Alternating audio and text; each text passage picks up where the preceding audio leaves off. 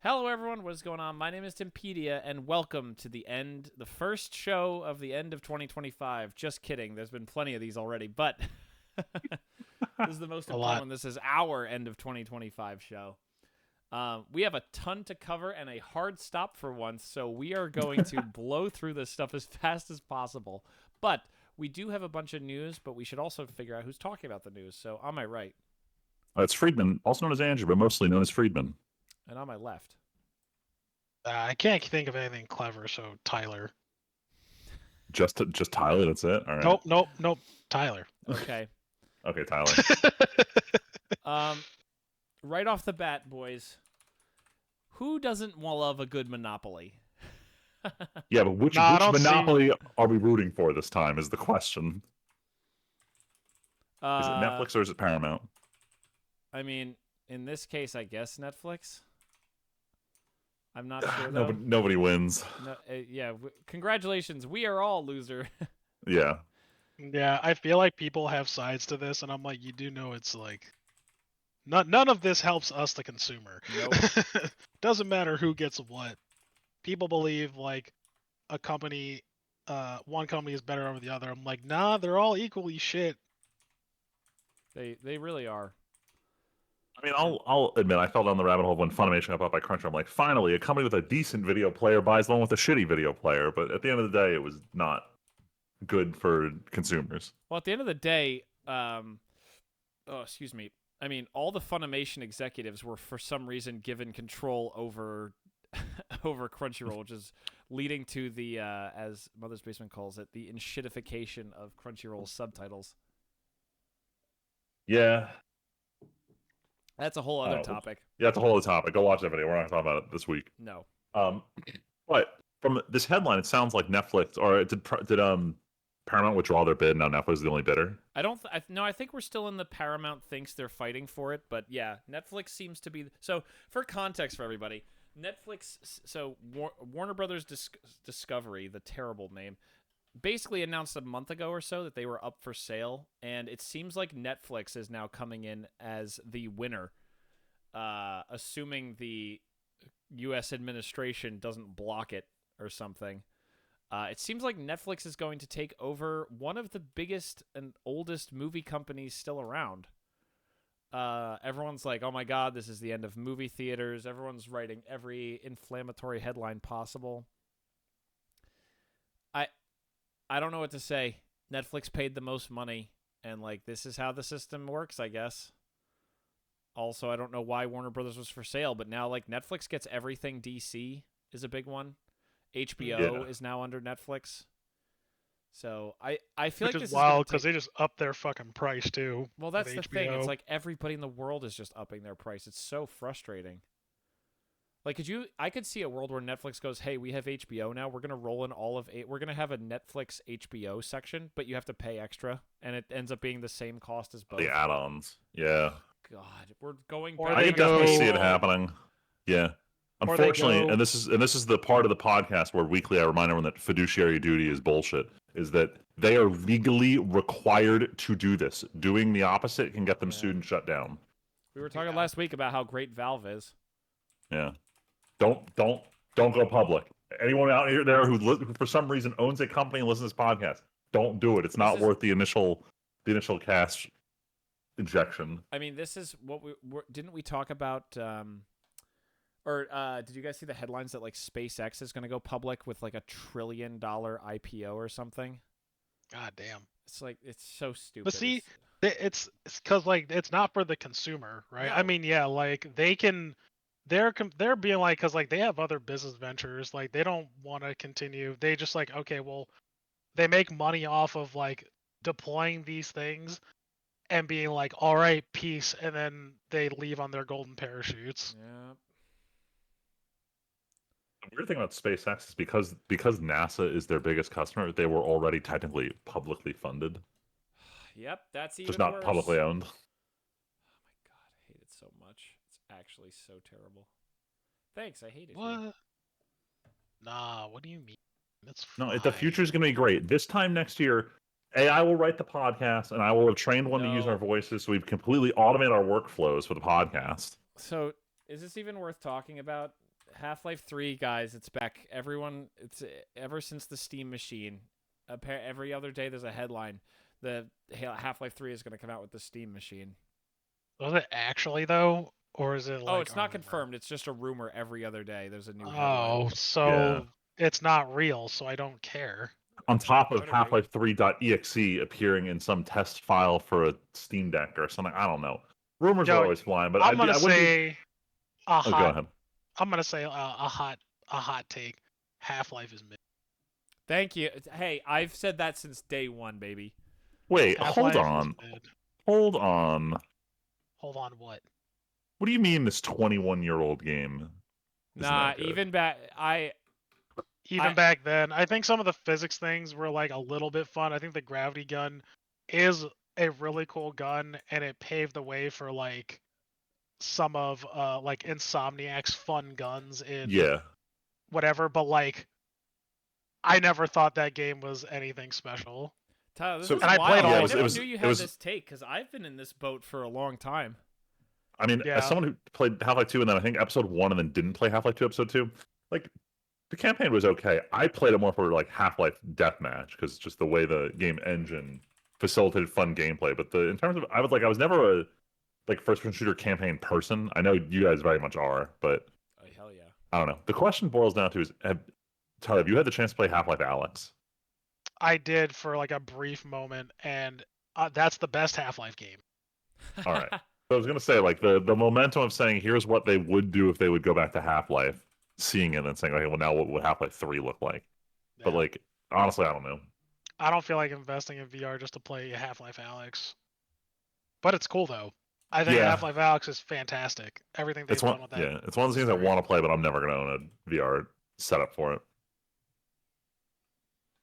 All right, boys, we're just blasting Anyway, next thing on through. here. This is This great. one apparently this is a rumor, even though it's basically confirmed at this point. Rumors are flying that Samsung is no longer going to produce SATA SSDs as they try to move more of their production capacity over to RAM production.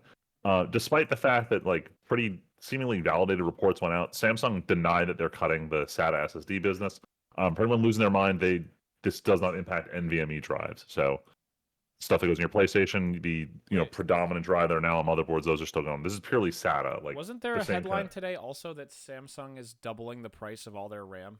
Like literally, They- all of their RAM is yes. doubled. All consumer RAM across multiple manufacturers is up. One of the big things is that one of the three major manufacturers, Crucial, canceled their consumer brand because they no longer want to sell to direct to consumers. Talking, They're going an purely emergency. business I'll to be right back. business. So right now, the PC part situation is kind of terrible. Because of this, expect the Steam Machine price to be impacted. Another thing, expect the Switch 2 to effectively double in price next year. Switch 2 is currently being sold at a discount to get everyone in the door. They had already talked about the idea they were doing a price increase next year, but with the RAM cost increase, Nintendo does not eat losses. Expect the Switch to be a $600 console next year. Gonna suck. Like this is the worst time to be gaming. Good thing I don't fucking give a shit about a Switch. So. Which is why it is the best time to get into retro emulation and Linux handhelds. There's never been a better time. Speaking of just Linux handhelds, bro, just we said this, we beat this the last time, but like, just switch to Linux. Fuck this shit. Yeah. I spoke with my CrowdStrike rep today, actually, at length about switching to Linux just because Windows just ain't it, fam. Yeah.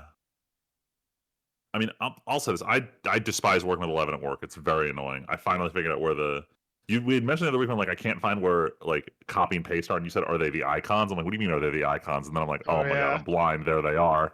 Yep. But it's like such shitty UI design. I will say this: after a week of being stuck in AI land for work, my company finally decided we're going to roll out the Office 365 Copilot everything. So now everything has it, and I don't know. I like it. If you know what you're doing, you can definitely be faster. But it's just like I don't like that this whole OS is. How do I get people to use Bing search and ask all their questions through Copilot? Is the whole point of the OS, and it's like that's not what I'm here for. Like, just give me admin access so I can run a website locally. Like, I'm not a dumb user. Just let me do computing. For real, it's stop shoving it down my throat. Just like game Oscars, I guess, shoving down whatever down my throat. I don't know. That was a terrible fucking segue. All right, well, let's talk about the Game Awards. I don't know what time it is because I'm not Tim's timekeeper, so you have to figure out the timestamp here. But the Game Awards happened. I was unfortunately busy and couldn't watch like last year, so I didn't watch a lot of the trailers. I didn't give a shit.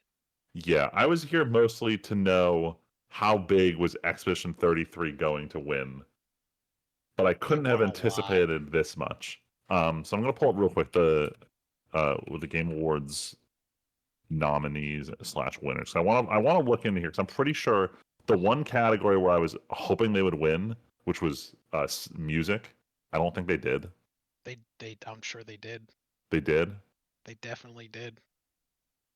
They 100% did. View all categories. They won arguably too many fucking. But like, I love that game. Game of the Year, so game much. direction, best narrative. Who else would have gotten direction. music? Hold on, I see all categories. Where's music on here? Now you fucked me up. Now I'm best like, score okay. and music. No, never mind. You're right. I went to Expedition 33. That's what I thought. I don't know why I thought they didn't, because I was like, how do they not give all these bangers music of the year?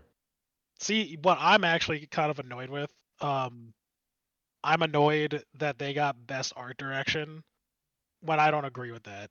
Yeah, I mean, like, look, the rose petal aesthetic's cool, but like, I can't help but feel like this just looks like an Unreal game. Yeah, because it was. I think personally, I think it either should have gone to Hades 2 or Death Stranding 2 on the beach. Really? The question is, is Hades 2 too similar in art direction to its own prequel? And does that belittle it? But it's still not. I don't think it does. Even as Personally, an 33 player, that's interesting. Yeah, I like the music. I can agree with the music. I can agree with some of the other things, but like there are some things that like these other games that came out this year did that were really phenomenal. Dude, I just got done beating On the Beach last week, and I can't say anything more about how good that game is. Like, if I didn't play Expedition 33 this year, that would be my like favorite game that came out this year. Dude, it's stunning. If you guys ever get a chance to just look at some of the gameplay footage, I highly recommend it because the fact that it's a PS5 only game right now. It's not running on any other hardware, and it looks like that. It's actually pretty. It's extremely impressive on a technical level. Whereas Expedition 33, like as much as like the art direction is cool from like an aesthetic standpoint, it's not like it doesn't bring anything sort of different or like impressive. Like it's there, like it's cool, but it's nothing breathtaking in my opinion, like Hades or what's it called? Death Stranding. So that's my take on it. I think Expedition 33 did a good job, and I think they deserved a lot of things, but I think it's almost a little bit like too overkill. That's why I never take this seriously. I will say there were two things I thought were hilarious about the Game Awards. The first one was that I'm a fan of his, but Moist Critical winning Content Creator of the Year. He did not think he should have been nominated. He did not think he should have won. So when he did his video on the Game Awards, he just didn't even talk about the category that he won in for his video on it, which I thought was very nice. And more importantly, Uma Musume won Best Mobile Game, so we're in the worst timeline. That was what I wanted to point out. I mean, what other mobile games even were there? Wuthering Waves came out this year, which was like the Genshin competitor, but not like it's not a Hoyoverse game. So everyone's like, "Oh my god, this is it! It's gonna be hype." And then I don't know. Yeah, let's be real here. Normies played Uma Musume for some reason. Horse girls. Which is the weirdest sentence. Did you guys talk while I was gone? Sorry, it was a potty train. We just talked about the results. We didn't talk about any of the announcements or trailers. Because I didn't play anything new this year, so it's perfect that we can talk about instead. Just focus on the announcements. Like God. So sorry, I saw Fate on here. I was like, wait, they announced a new game in the Fate franchise? Yes, let's talk about it. Fate of the Old Republic. I don't know what Fate. That's they're going Fate real, slash they're the going back Old to Republic. Rome. Yeah. Fate slash the Old Republic. They're going back to the Roman Empire. Yeah. I was excited for this until I slept on it, and I'm like, Tyler, you lived through all those years of E3 with empty promises. You know better. For those at home, it was actually a very emotional roller coaster for the time it got announced, because I said I don't know how to feel about this, and Tyler said, "Nah, I'm hype," and I was like, I don't know, I feel traumatized. Like this, I don't like this feeling.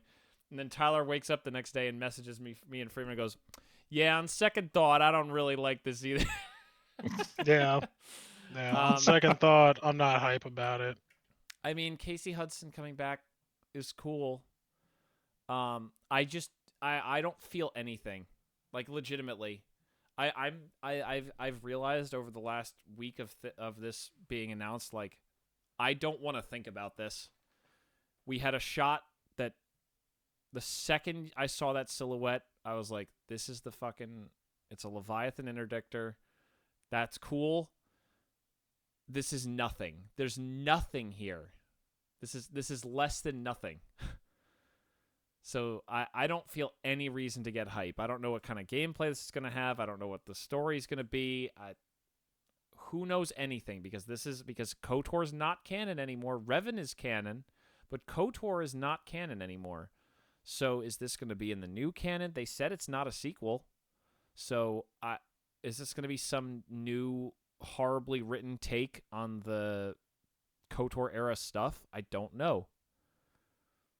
Recanonize stuff from the old canon that they actually want around for their new nonsense canon.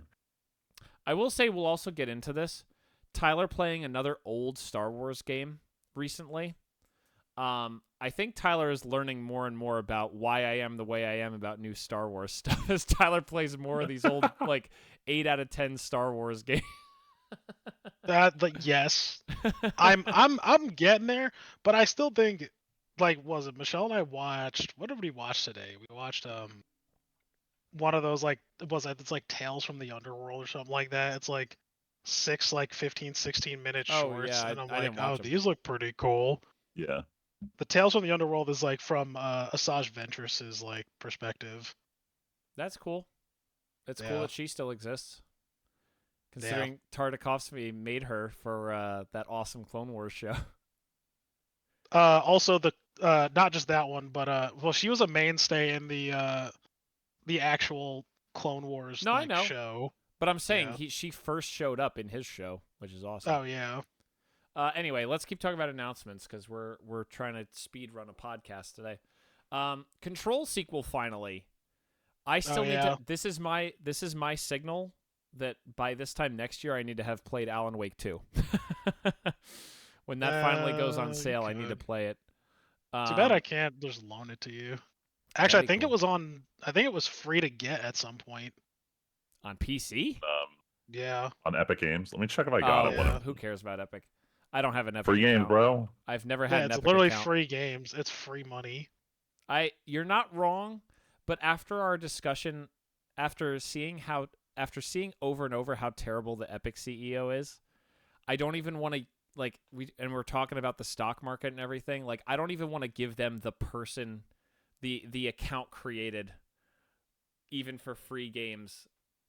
I have more than enough Steam games. Anyway, Control 2. It's Jesse's brother, which is wild.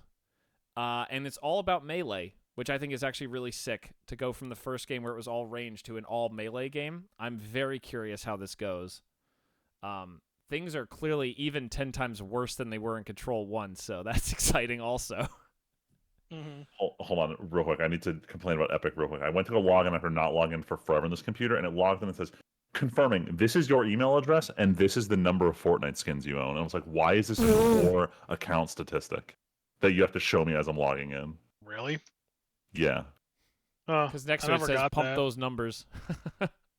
Let me see. Let me see if that's something that happens to me. I honestly, this is probably the most hype I am for a game that got announced was Control 2, actually.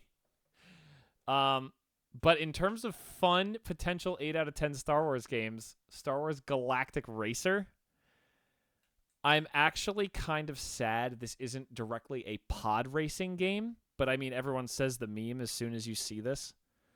Um if this turns into a Mario Kart clone, I'm going to be really sad. I actually think this has the potential to be like a sci-fi kind of like Forza-esque, more physics-basedy thing. I think it's from the guys who made Burnout, actually. You're asking for too much. Well, it's from the guys who made Burnout, and you can see there's crashes in the trailer. You're asking for too much, Tim. I mean, honestly, they don't go the Mario Kart. I mean, they still do the whole like, oh, you get weapons at a certain checkpoint. Honestly, it would remind me of the franchise Wipeout, which I loved on PS3, PSP era. Burnout was awesome. All it was about nitrous and forcing your opponents into the walls to make them crash the fuck out. I'd be so down for that for a Star Wars racing game. If they can get the sense of speed to feel like F-Zero GX, then maybe. Well, let's see some real gameplay. Yo, where's my F-Zero GX, Nintendo? You don't understand. There's no. You can't innovate in a racing game. They already proved that in Mario Kart World. I'm finna crash out, bro. The only innovation they could do is just double the number of players. I hate it. This is actually why Nintendo sucks. This is why. Like maybe. I just realized if they just made a new fucking F-Zero game. They wouldn't. Here's a question though. What Nintendo game came? Oh, Donkey Kong. That was nominated for Game of the Year. Bonanza. That's right. Yeah. I was like, what? I was like, nothing. Because Metroid Prime 4 wasn't going to make it. Mario Kart World didn't make it. Well, actually, did Mario Kart World win racing game, or was that a category? I don't actually know. Racing was, I think. I thought Sonic won it. Let me pull this up. Wow, Sonic, really? That's crazy. I'm not surprised. I have $3.50 in my Epic. Look, according to my sister, who's an unbiased Nintendo fan, she said that Sonic Racing Crossovers was definitively the better kart racer. Yo, if I ever finally get my gift card, maybe we should buy that game instead. Instead of those Mario Kart. Well, no, we got to play Mario Kart 8 maps. We got to go fast. I hate it. Oh, never mind. Mario Kart World won Best Racing. It actually did, damn. I forgot Hogwarts Legacy is free right now. Free right now, yeah. I noticed that too. Oh, interesting. Tim's like, nah, miss me with that bullshit. I mean, yes. Tyler, this one's yours. Oh yeah, Leon got fucking announced. Leon. You have to say it's legally required. No, it's what are you buying? What are you selling? Or any other line, I guess. Yeah, no, they came out with some just a reveal trailer for a Resident Evil Requiem. That Leon is just there. Like Leon's here. Hey, look, buy our game. Hey, buy our game. There it is. Yeah, I honestly don't really care. I heard the rumors about it or the speculation beforehand, and I was kind of indifferent. And I'm still kind of indifferent. Wow. Like, I think I was talking to you, Tim. Was I talking to you about this? How I felt about it? I was talking to somebody how I felt about Resident Evil. Oh no, I was talking to my other friend. Because I think it was the last time we recorded. Tim mentioned something about like you talked about playing Resident Evil 4, and Tim said, "Don't you mean the remake?" And I know we had a short conversation about. Oh yeah, no. I had a 4. different conversation about this where someone brought up a good point where I thought it was kind of beat that. I think they should have just let it be a surprise that Leon was in the game at all. Like, I think they should have just hid that too. But I also don't care because I've never played this series for the story. I've always played this story for the experience. And that's really it. I don't really give a shit. The stories have always been pretty weak too. Like, and if anybody who's a Resident Evil fan tells you, or if anybody tells you like, oh, these games have a banger story, they're lying to you, or they're delusional. Damn. Yeah, like these are not like, you know, A tier stories. They're just cool. I just like blasting zombies with guns, and that's it. It doesn't get any further than that. Like, I mean, before it was the puzzles. Like, the puzzles were fun. I think the earlier Resident Evil games with the puzzles were a lot of fun. And I do kind of miss that. And they're starting to bring it back like a little bit, but they're still kind of linear. So I don't know if they'll ever go back to that, but yeah. I'm still. That being said, still hyped for this. I'm still very anxious for this, and I will snap by a day one. After all that. Yeah, I know it sounds very weird, right? Like Resident Evil is one of those like series where it does not fit the mold of what I would call a good series at all. But it rubs a specific like whatever in my soul that I just really enjoy. That's fine. And I can't and I just can't stop getting enough of them.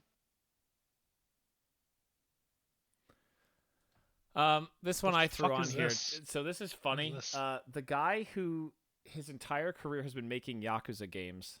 I forget what his name is, and I closed it. His last name is Nagoshi. He left Sega after the last Yakuza game, made his own studio, and is now making a game called Gang of Dragon, which is basically just seems to be gritty Yakuza in the same exact place again.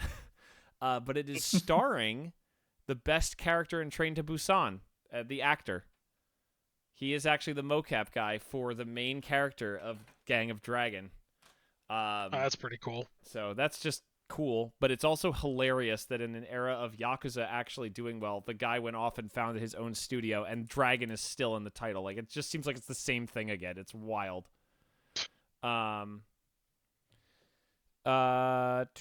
then who picked this one? Phantom Blade. Zero. I want to talk this one briefly because I saw the trailer, it looked super cool, and I was like, "Who's developing this?" And I see the developer just doesn't even have a Wikipedia page. And this is another one of these like, Phantom Myth Wukong Chinese developers just coming out of nowhere producing a game that looks like it's a AAA title. So I just threw it on here because it looks really, I don't want to say interesting. It looks cool from the trailer.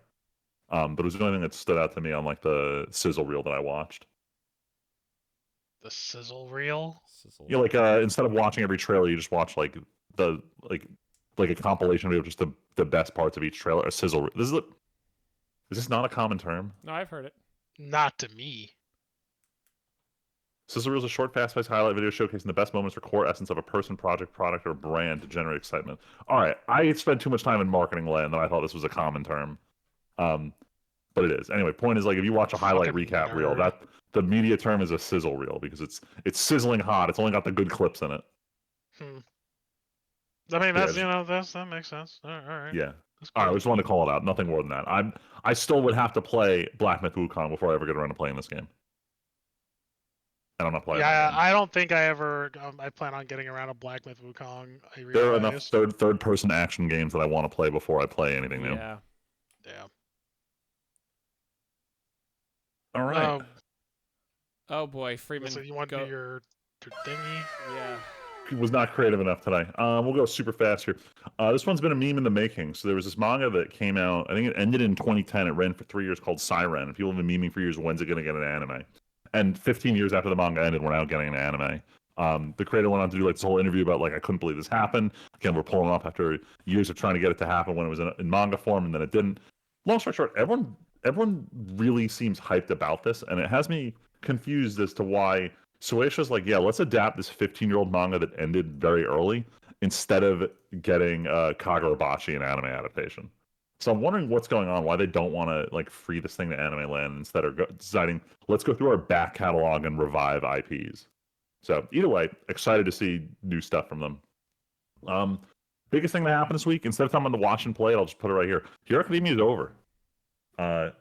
Very touching ending. I'm glad they changed up the original manga ending that was pissing people off. They didn't go full on revisionist and change the fundamentals of it. They just changed the whole implication that Deku just didn't have any career in heroism after the end of the series. So good changes there. But all in all, sad to see it go. It feels like forever that we've been watching this. Thanks for that spoiler. Thanks for it. Wait. Oh, sorry. I've been trying to hide the spoiler that Deku worked at McDonald's in the manga as his grand finale, but thank God that's not the real ending anymore. Just put the fries in the bag. Yeah, for real. Okay, I used to be a hero before. Just put the fries in the bag. Sir, this is a Wendy's. Moving on. I'm getting annoyed with how I guess they're not Sunrise anymore because they've retired. How Bandai chooses to announce their media stuff. They go out and they say, we are announcing a brand new Gundam Hathaway series, which everyone was very confused about because movie 2 was supposed to come out this month, and it didn't. And in its place, they announced a Gundam Hathaway series and then announced that movie 2 is definitely happening in January instead. So I was like, okay, cool. What's in the TV series? Does it take place before the movie? And they're like, of course it does. It's movie 1, but cut up into 4 episodes. It's like, motherfucker, this is not a new series. This is the movie. The movie's currently on Netflix. Like, what are you adding to this? And they're like, absolutely nothing. We're doing the full theatrical cut in television form. So I'm like, all right, great announcement. And they're like, all right, but we also want to hype everyone else because it's also like the Code Geass 20th anniversary next year. We want to hype up everyone that there's a new television series. And everyone's like, why would you do this? Why would you? The last time you had new Code Geass stuff, you already had Akito the Exile that nobody watched. So then you came back and you rewrote the ending of Code Geass to release the movie Code Geass Lelouch of the Resurrection. And then you followed that up with, what the fuck is the name of this one? Code Geass Rose of the Recapture, which nobody watched because you did it as a movie series. And now they announced a new TV series in that series, only to reveal it's just the movies on TV. To which I say, womp, womp. Why the fuck are you trying to build excitement for this? Why would you hold a press conference for this? Like, I don't know. Maybe it's like honoring the IP or something, but it's just like, I don't know what the fuck Bandai's announcing these days. It's not HBO. It's just regular ass TV. And speaking of regular ass TV, another annoying announcement is Fate Strange Fake. I already went on a rant on it earlier this year about the absurd release schedule that it's now been over 2 years since its original preview date and we still don't have the show. And now they're locking in. It's definitely 100% airing in January. And to make up for how much, time we waited, instead of just showing you episode 1, they said, we're going to make episode 1 an hour and a half special. And I heard that. I said, wow, they're putting episodes 1, 2, and 3 together. So you only need to watch the 1 hour special. And now we have the 1.5 hour episode 1. And then they doubled back and said, no, episode 1, the hour and a half special, is the 1 hour preview you've already seen, plus the episode 1 you've already seen. And I'm like, so we have to wait another week for any new content? And they're bundling it like this is a generous announcement. So I'm like, get the fuck out of here. Just give me the show already. Put the fries in the bag. Put the fries in the bag. Anyway, last thing on here, Crunchyroll's ending ad-supported streaming. A while ago, they had cut it back, so like you couldn't. It used to be, like long ago, was the first 3 episodes of any given show was free to watch for everyone, and then everything after the 3rd episode was you could watch it with like an absurd 10 ads per episode, like something ridiculous. Then they changed it so nothing currently airing could be watched this way. So it was only their older backlog could be watched on the ad-supported tier. Now they're getting rid of the ad-supported tier. And the first thing that everyone said is, thank God, now Crunchyroll can get rid of the ads in their interface because it was awful. And then the second group of people said, no, they're going to have to rework it because they're probably going to do the Netflix approach of adding the paid with ads tier at some point. And it was just like, I don't want to think about how much worse Crunchyroll is going to get. But then, Dave, if you're watching anime for free and you were cool watching 20 minutes of advertisements in your 23-minute anime, all the power to you, but sorry, that's over. Anyway, that's it for the Weeb shit. Wow. Not too much going on. That was a record. That was a half hour, 33 minutes for us to blow through all this. That's all right. Now for the main event, the Real Game Awards. Did you guys write anything down for this? I'm the only one who wrote anything. I mean, I wrote it down. I did. I kept it secret. I just didn't put it in here. You guys kept it secret. All right, so I can keep it secret, keep it safe. No, it's fine. If you want to keep it secret, that's okay. So we come to the end of a year, and it's time, as always, to talk about our top 3 things, basically, for each of the categories for best of 2025. I only have entries in, well, technically 3 of these categories, I guess. Who wants to go first with movies? Tyler, you're the movie man out of the 3 of us. You definitely watched the most movies in 2025. These are gonna be some for you guys some random ass movies, but I think my favorite movie. Actually, I was torn, but I think I just like this. I think maybe more, but Bring Her Back. Do you guys even know about this movie? Nope. Yeah. Hold on, why do I know this? It's a horror movie. There's a horror movie came out. Yeah. It was either between this. It's gonna sound weird. It's either this or Predator Badlands. Oh wow. I actually really liked Predator Badlands or Caught Stealing. Like those between those three, but my favorite I think Bring Her Back. It was just like, damn. Every time something happened, I'm like, damn. It was good. I liked it. I do have an honorable mention of like a movie that is not from this year, but I watched this year. That was actually my favorite movie that I've seen this year, and it was Talk to Me. Um, it's that movie that these kids get their hands on a fucking like The monkey's Hand, paw. right? Yeah, the hand, this mummified hand, and it makes them see ghosts, and it goes way Oh, too far. way too far. Way too far. I really like this movie a lot. It gave me a lot of inspiration for things. I watched a lot of I movies wish I this could say year. D&D. Also D&D. No, but I mean I just like have to since write we it. haven't played D&D anymore, so True, we haven't played D&D in a while. Them's the breaks. All right. I that can go next for What about movies. you, Friedman? Yeah. Yeah, so I put together the I short. just want to ask Oh, Tyler. Sorry. Not to cut you off. I just wanted to ask Tyler. Do you know how many movies you watched this year? Because you've had the most active letterbox of anybody I'm friends Letterbox with. says not Liz. I feel like it alternates between the two of you. It said at least Letterbox says 107 this year. Wow. That's a Yeah, at movie least every. that's what Letterbox says. That's around a movie every 3 days. That's wild. Yeah, I know there's actually a few movies I didn't log though, but that Sorry. was like sub 10. But yeah, Okay. I did watch a lot. Though. Sorry, Freeman. I just was so, curious while we were talking about Tyler yeah. stuff. Go The ahead. the problem is that a majority of the movies I watched here did not come out this year. So sifting through the ones that did come out this year, then filtering out the ones that I legitimately hated was a challenge. I think it boiled Yes. down to is if you take out. I'm taking out the anime duo, even though I really of the between Chainsaw Man and Demon Slayer, I like Chainsaw Man more. See, I don't want to I glaze didn't any cut more them. on here. Yeah, no, I see that. But in terms of like the four movies that were up for consideration for me, I guess five you consider F1. I don't really think F1 was that good, but it was The Phoenician Scheme, Weapons, Companion, and The Naked Gun were the four movies I saw this year that I enjoyed the most. And while I think Companion wasn't the best movie in here, the concept of asking the question of the ethics of having an AI kill someone on your behalf, what does it mean? What are the legal ramifications? I think that's the movie that I think about the most on this list, even though I don't think it was the best one. The one I ended up liking the most was probably Phoenician Scheme, and even then I don't think it was amazing. So I don't know. Maybe this felt like this was just a weak year for movies, but I'll go with Phoenician Scheme as my number one because I just thought it was the coolest movie on this list. Um, Nation and then on, Scheme. and then honorable mention to the movie I loved the most that didn't come out this year that I watched was Tim. I know you love this one, The Martian, which Hell we yeah. saw after discussing a book that will show up on the book section later. But yeah, I really love that movie. Yep. Banger. Unlike Freeman, so I was looking at my letterbox, and I realized there are very few movies I watched that came out in 2025, not counting documentaries. I maybe have 10, 15 movies that came out this year, and none of them scored above a 4 on Letterbox. I realized.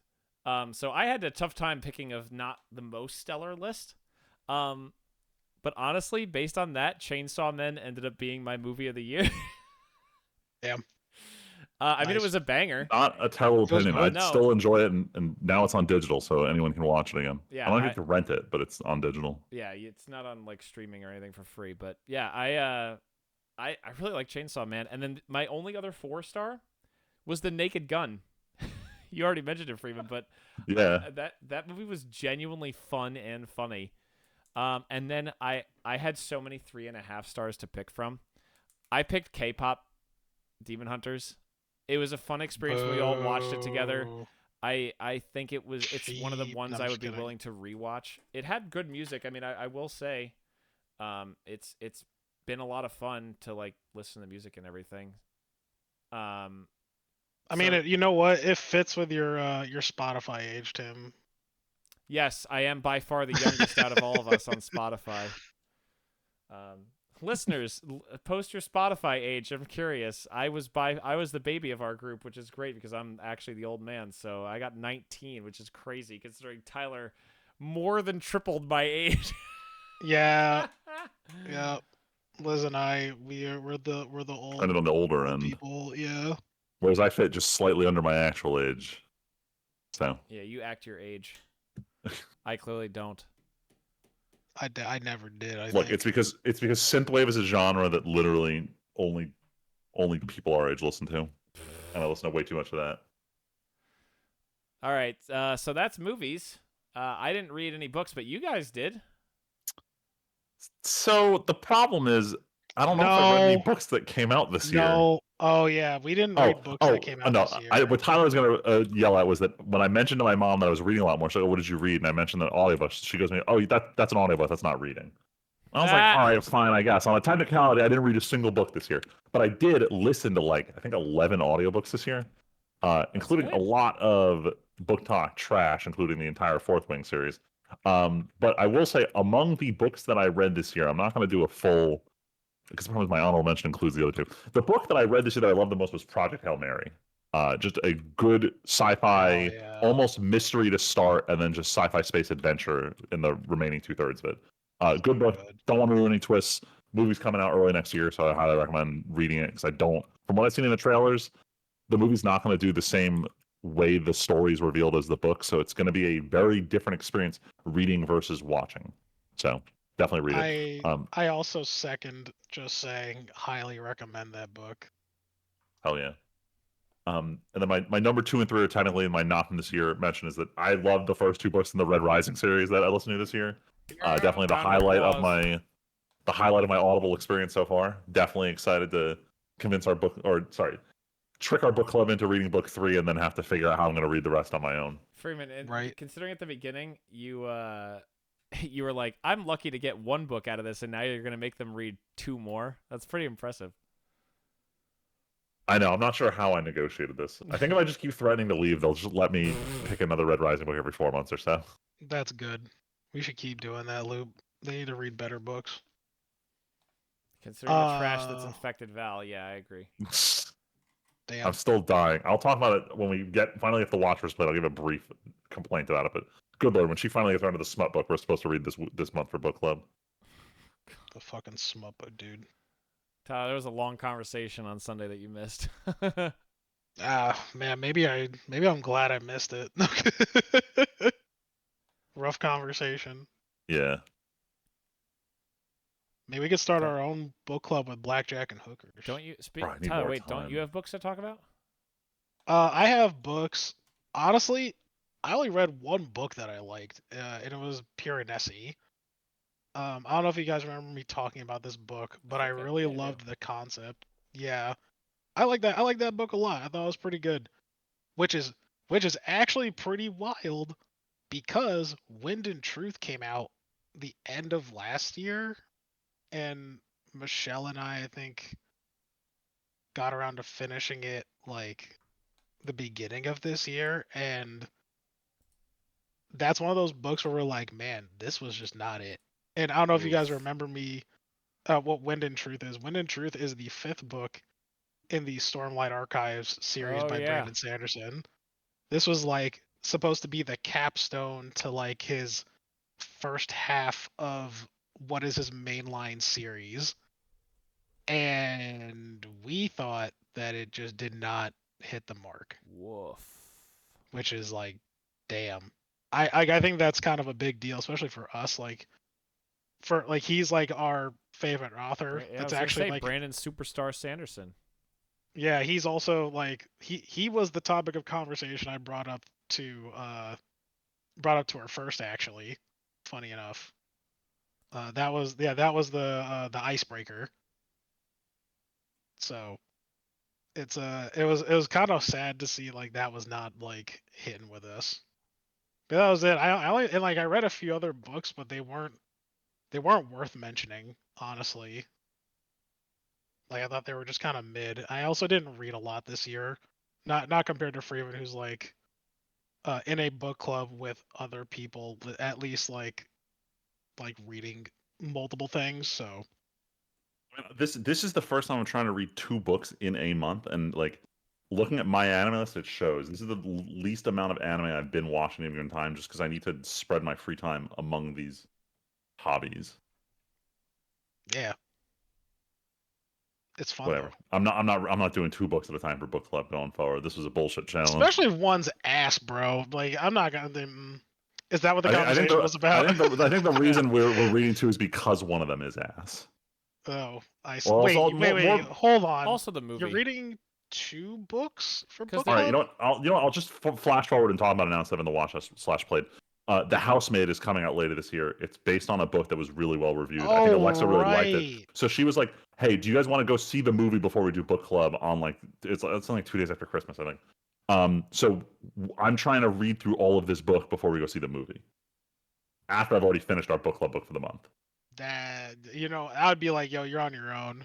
Whereas this is an actual real book, and I kind of wish we did this one for book club instead. Oh yeah, that's out. Yeah, because the other book, I will not mention the other book's title. Not because I think it's a terrible book. It's because I don't want to generate any more traffic for this title. Oh, I'm going to talk about it in an explicit, like, read anything else. Oh, fine. Yeah. Do I move on to games? Yeah, we need games. Sure. Now. So, wait, I'll just go first for this one. So I had to write down what 2025 games I played, and I think there were only 4 on the list. I'll put the honorable mention goes to Jump Space because it's a fun multiplayer experience, but it's still early access, and I still feel like there's a lot more they could do with it, so I didn't include it on here. Oh, actually, no. Sorry, rewind. On a technicality, I have to include Jump Space because one of these games did not come out this year. Metaphor Refantasio ate up a good chunk of my first quarter of the year, and that was still technically a holdover from the previous year. My God, that was still this year when you were playing that. Yeah, I had beaten it at the beginning of the year, and then the next game I went on to, instead of playing Persona 3 like I planned on doing it, I think I was doing Witcher 3 DLC, and then I was like, you know what, Expedition 33, it's time to do this because on Tyler's recommendation. So that was the next game I played, and then I think somewhere in the middle of that, Monster Hunter Wilds came out. So unfortunately, I only played 3 games that came out in 2025 between Expedition 33, Monster Hunter Wilds, and Jump Space. And I just said why I wouldn't give it to Jump Space. And even though Monster Hunter Wilds is fun, Monster Hunter Wilds is not that great of a Monster Hunter game in general. So Expedition 33 wins by default, even though it was a very good game. I was like, you mean a banger? Very good game. A hood classic. There are very few RPGs where it's like I kind of want to play through it a second time. They released new content, by the way. Yes, as the thank you for winning. Oh, it's like more post game stuff, right? It's a whole new region, I think. A new region, like with with new Pokemon and stuff too. Crazy. Yeah. You figure they give that shit out for free, Nintendo? Dang. No, it's charging for Mega Evolutions. Anyway, no, we're not complaining about Nintendo this week. They're ops, bro. Yeah, all right, short interlude here. Tyler and I were talking about the price of the Switch 2, right? I don't know if we were up recording and you had stepped away, Tim, or we talked about it earlier, but the whole idea the Switch 2 is going to go up in price next year between both the planned price increase after the launch year and the RAM cost, meaning the Switch 2 is going to be like a $600 console next year. Meaning if you want in, now's the time to buy it. And I just straight up don't want it, which feels weird as an ex-Nintendo kid to say something like this, but I just don't care. I think it's just another case there's no games for it yet. Everything's still between Switch and Switch 2. Like, yeah, there ain't gonna be no games. I'm saying it right now. There ain't gonna be no games. Like, legitimately, except for Kirby Air Riders, everything else I'm buying. Anything else that's cross-platform, I'm not buying on Nintendo. I watched Donkey's thing on the new Metroid game, and I'm just not impressed. Oh boy, yeah, no. Not really. I'm not impressed. I have not looked into this game at all, unfortunately. I watched Donkey's thing, and one of my podcasts, one of the guys played the first few hours of it and was like, "This is just kind of not doing much for me." Yeah. Like, my hype died for it like a while ago, but once I watched this, I was like, "Oh, I'm all right." I mean, the worst part of this is like I love the crap out of Metroid Prime 3. And I think it mostly had to do with just it was a game that was like tailor-made for the Wii nunchuck controller. That it was one of the few times that the nunchuck felt like a cool add-on to a controller. And I knew for 4, like, they're not going to do anything like that. They don't have any janky control schemes. We're back to like Metroid Prime 1. But the magic of 3 is kind of lost for me. You know what's so funny? every single person, like between podcasts listening to, videos and everything, every single person has a different tier list for the Metroid Prime games. Oh, most people Yeah. hate 3. I'm the weirdo who just likes the Wii remote. I know, but like some people are like, oh, 3, then 1, then 2, or 2, then 1, then 3, or 1, 3, 2. Like everyone seems to have a different pecking order between the 3. It's so funny. Emulate 1. All right, who else is talking about games? I'll go really Tim fast. has games. So I cheated. This is a lot of cheats. So my game of the year is Oblivion Remastered, baby. Val and I put in a bunch of hours. Never even finished it. Never even came close. Haven't played it since August. But it's my favorite game of all time, and the remaster was fun. I'm happy with it. It was a good time. I enjoyed playing with Val. I hope we get to play it again more soon. But it's just she's been busy with book club, frankly, and she's been getting back into books a lot. So then I am not honorable mentioning Jump Space. As someone who hates early access, this is something that I have sank a bunch of time into. And while I think I'm nearing the end of the gameplay loop, it is something I still look forward to actually getting to play with friends more again. But doing this 3 or 4 players seems like a really fun time, and I really want to, Tyler, I really want to tag up with you and your guys at some point, and actually do some of those higher level missions that are longer. And then I realized also, let me double check if this came out this year. I think it did. Unless it came out last year, in which case, GG, I know what all my real answer will be. Oh my god, this is a 2-year-old video game. Okay, it's not RoboCop Rogue City. Also, Sins of a Solar Empire 2. Sequel to that a did game, come out this year. sequel to a game that I played back in high school. I have been eagerly waiting for this. It was definitely weird to adjust to at the beginning, but I have already put almost 300 hours in. To be fair, a lot of that time is probably leaving the game running when I get up. It's a strategy game. That came out in 2024. Fuck. Never mind. I only had 2 games that came out this year. Even on my list. So GG. Yeah, Buckshot Roulette. Did that come out this year? That's a very fun little party game I played a couple times. That's last year too. GG. Tyler, what did you play this year? That also came out last year. GG. What'd you play, Tyler? My favorite game of the year is Expedition 33, and that's it. No, I'm just kidding. I mean, it is. I haven't stopped singing its praises for. As you were just saying, it shouldn't have won Game of the Year. No. It should have won Game of the Year. No, that's not. I was like, that's not what I said. I think it deserved Game of the Year. I said I didn't think it deserved literally 3/4 of the fucking awards. I think it got Game of the Year for a multitude of reasons. I could write a whole essay on why I believe why it's up there. But there are other good games that came out this year. But the other fantastic game I played this year that came out this year was Death Stranding 2. Mind you, I played both Death Strandings this year. I played the first one and the second one. The second one was just really good. It is what a sequel should be. Nice. Yeah. I was looking at my year review. Actually, I was like, damn, I actually did play a lot of games this year.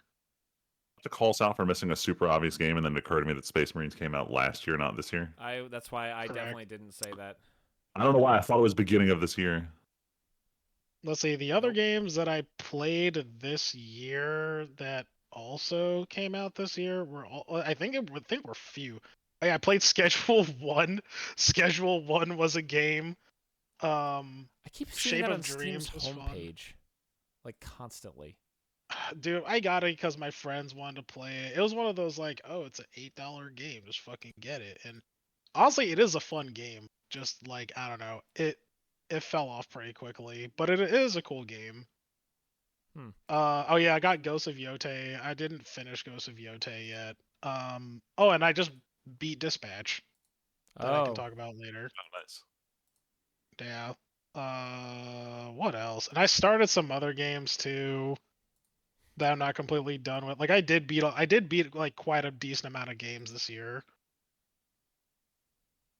But yeah, my favorite new game is Expedition 33 for sure. Woo!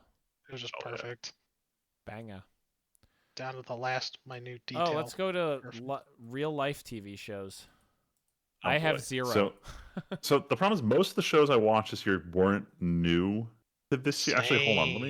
I need to verify if one show is technically. Well, you watched White Lotus. You watched Did White Lotus season 3 come out The this year? Bear. Yeah, didn't it? Oh, okay, because the thing is, I watched all 3 seasons this year, so I wasn't sure if it was Yeah, one of those season that 3 came came out out last this year. The Bear came out this year. That I think you also watched, right? Yeah. Technically, Star a show Trek. that I'm going to talk about later, Department Q, that I just finished, did in fact come out this year, so maybe it should go on this list. But point is, most of what I watched for season 2, outside of Murderbot, most of the new shows I watched this season were this year were season 2s, and I'm going to put a big oof in front of these two. But both Severance and Nobody Wants This. Severance, I finished season 2. Tyler and I have complained about it already in the podcast. Nobody Wants This season 2. I think I have 2 episodes left on it. So far, this is the biggest nothing burger of a follow up to an otherwise strong season 1. But the one season 2 of a show this year that I'm going to say was my show of the year was Silo season 2, because I just really enjoyed it. How did I forget that? Because it was right at the beginning of the year. I think it was like January it came out. True. But I fortunately did not have to wait. I had caught up just in time for the season 2 premiere, or like a week or two later. But season 2 of Silo, very good. Can't wait for season 3. See, I would actually say the same thing if my bias didn't completely take me over and say Alien Earth. Like, Alien Earth is so good. We'll see where I fall on it, because I'm 2 episodes in on it now, because it's taken over for Department Q, which I finished 2 weeks ago. Because I'll tell you what, personally, I don't think the story's that good. But man, I love the action. The atmosphere is good. Yeah, I just like that show. It's just fun. Like, I would watch it again, if it ever came up. I'll skip talking about it in the watch and played section, but I'm curious, because right now I'm only 2 episodes in, and so far, like, the kids are the part that I like the least about this show. Yeah, that's what I'm saying. Like, the kids are kind of like a bit insufferable.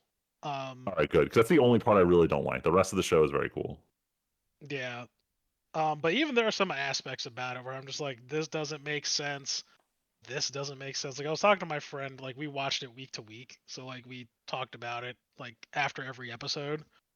Well, a few of them, and like we nitpicked a few things. I'm like, yeah, I don't know, this story is a little weird, but it's good enough for me to not hate it.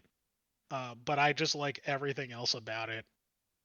Yeah, so I guess maybe Silo. Yes, you know what? Silo season 2, I think probably is my favorite actually. That came out this year of new TV to come out. But I really like Alien Earth a lot, though. Regardless, I think the sci-fi is just really cool. Yeah. Yeah. Plus, it's fun just seeing xenomorphs just being an absolute terror. What episode are you on? 2. So, like, listeners, spoiler for episode 2 of Alien Earth. She just ran into her brother. The brother was running around from the xenomorph. I'm not sure what the last scene was. When they went into the building, right? They had done the like jumping down the staircase sequence. They went up on the elevator, and they went to this like party. People were like, "Oh, it's 1776 party," and then immediately this dude just gets murdered by the xenomorph. His gun goes off. Yeah, is great. All while there's this corporate feud going on with no one knowing what's actually happening here. I like the corporate feud, but there's one point later on in the show where it just got like they tried doing something what they thought was cool, and on paper it's really cool. Like, and I bet the outline was really cool. The execution was not cool. I have a suspicion, because like the whole gimmick of, so for listeners, like the main company's perspective that you're working from, there's this one really young guy who's like CEO of the company. Everyone calls him like the boy genius. And he's very much like a parody of these overconfident tech CEOs. And I like him because he's doing the parody well, but I'm concerned they're going to get like too deep into the parody and miss the point and just make him insufferable. He's annoying. I don't know. I also don't like his character. Oh, that's right. Okay. The Studio came out this year too. That was a good show. Oh, that's on my short list. I heard it's really good. I like The Studio a lot. hold the phone before we talk about anything else. Tyler, What? guess who is apparently rumored to be the main villain of the next Godzilla and Kong movie? Oh, the next Godzilla Kong movie? I don't know. Apparently, I don't know Godzilla like that. Apparently, there are rumors that Space Godzilla is going to be the villain of Godzilla. Oh my god, I'm about to check the fuck out. Nah, dude, this is amazing. Oh man, it better be good. That's hype. That's hype. But what if Shin Godzilla Space showed up? Godzilla is literally a giant. It's like a good version of Godzilla where he's made out of Godzilla. He's Godzilla, except he has space crystals jammed into his body, and he like shoots crystal shit and crazy lightning everywhere. It's awesome. That's hype. We don't have an estimated year for that movie, do we? 27, baby. Oh, okay. That's why it's rumors, because we are a million miles from anything. Yeah. All right. Tim, did you have any live action shows you wanted to call out? Nope. That's why I started the segment saying I have 0. I don't think I watched any live action TV this year. All right, that's fine. We can move on to the main event and talk about anime of the year. Banime. So, last year, I refused to give Dan to Dan anime of the year because production-wise, it was still missing its second half. Failure. So now I'm evaluating as a whole product because why am I going straight in Dan?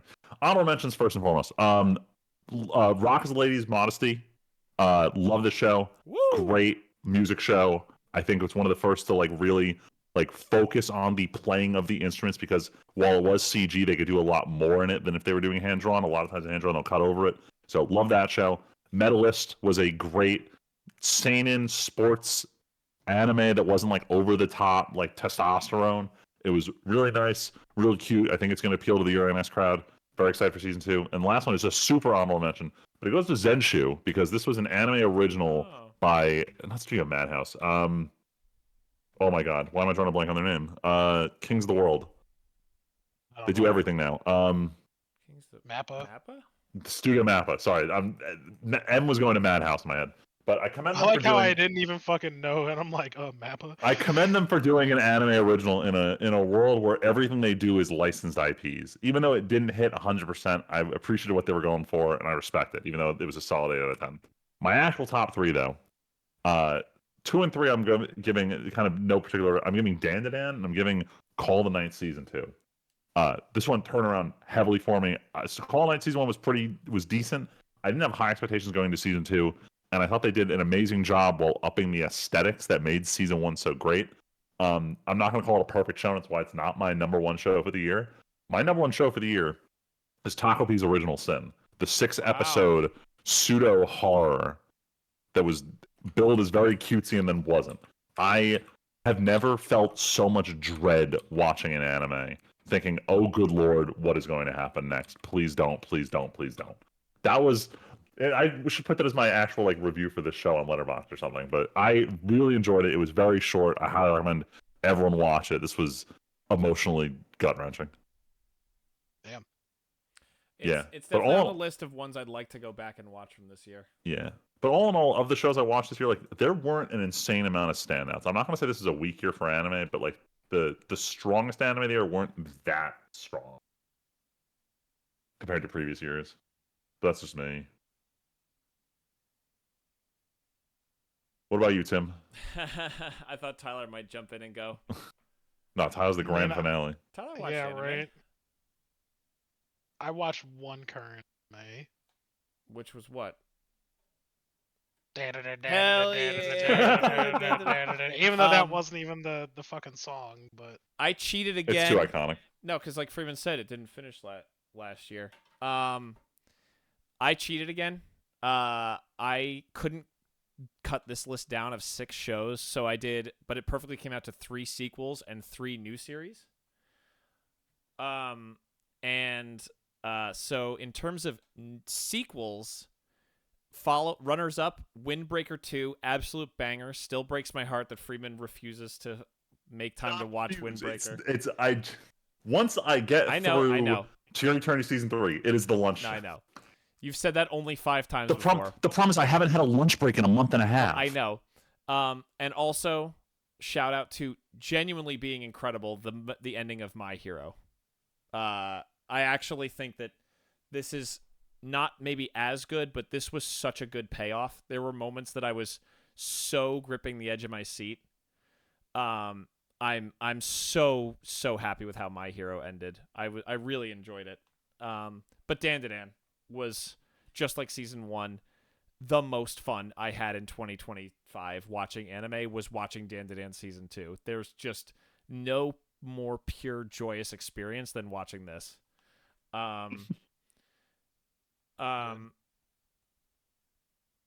Sorry, Val's texting me about Henry updates. But then new series, Freeman. Actually, we share one. Rock is a Lady's Modesty was Nice. We watched that together, and I'm glad it's on both of our lists. That was such a banger, both musically and not. But I think it's really brave, just like in actual music. I think it's really brave to do a show where there is no lyrics, like about a band that doesn't have a lyricist. And I think they pulled it off amazingly well, and I think this and Girls Band Cry show the absolute value that CG can bring to especially something like music, where they're doing a lot of camera moves like that in a very confined space, so they can really model everything well and then fly the camera around, and they don't have to do big action moving set pieces. It's just the characters move in a set environment. I think that works really well. Also, shout out to My Hero Vigilante. This is actually coming back in January, and genuinely, I was not expecting much. I had such a blast with these characters.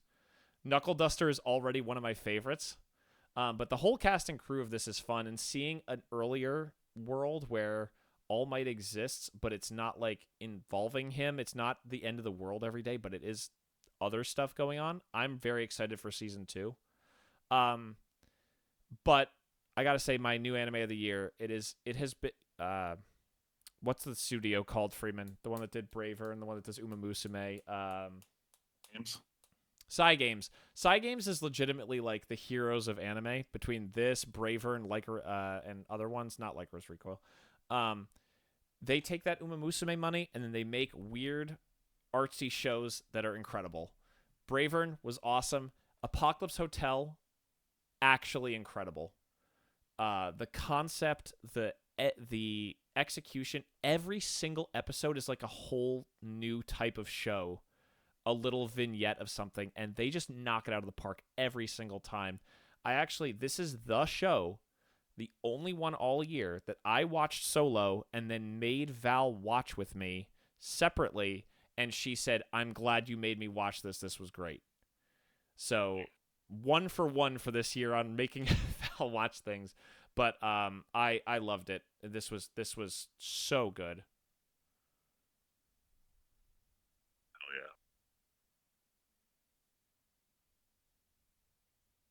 yeah. All right. Well, it's 2025, right? God, yeah. This year was something. Sure was. You know what's funny? Anime was pretty good this year. But I feel like a lot of other stuff was kind of weak. I feel like movies especially were a little weak this year. I know I kind of touched on that, but You saw no movies, that's why. I guess it's fair.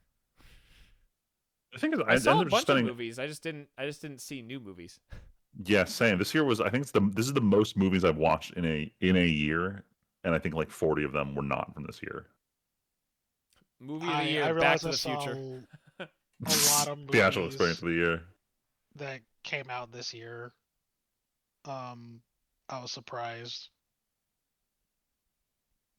You know what? Next year we should do disappointment of the year. Oof. No, because why do we want to bring would it love down? it. Because I'd love another avenue to complain about how much Dragon Ball Daima sucked. Damn! Wow. Right. All right, but let's wrap it up with things that didn't make it on our list, but we have a perfect amount of time here before our hard stop. Yeah, we can get through all these. So let's go. So something we all watched. We were originally supposed to watch together, but Tyler couldn't make it. But we did all watch Wake Up Dead Man, the new Knives Out movie. And Friedman had never seen Glass Onion. So me and him also watched, or Tyler was there for that. We watched Tyler, that you were there 2 for weeks that. ago. Yeah. So before we talk about the new one, Friedman, what did you think of Glass Onion? I'm trying to remember what I said to you guys in person. I don't contradict myself, but I enjoyed it for what it was. It was a very entertaining movie. I didn't like the structure as much as the first one. I thought the first one was very unique, whereas this one was very much a let's tell the story straightforward, but leave it misleading, and then let's flip it on its head and tell it from perspective two. And while it was a good watch, it didn't feel super creative. But all in all, I very much enjoyed Glass Onion as a movie, and I would definitely watch it again. Okay. Which I think we were in agreement on that opinion of Glass Onion, that it's good and rewatchable. But I don't feel that same way about Wake Up Dead Man. Wake Up Dead Man was mid, and I got bored. Yeah, I'm trying to remember what are because things we finished watching it and then we sat there for like almost an hour. Half hour, you me and Liz. Like a half hour analyzing this movie. And it basically boiled. I think the biggest thing that we all came into agreement was all of the suspects in this movie, like none of them were real characters.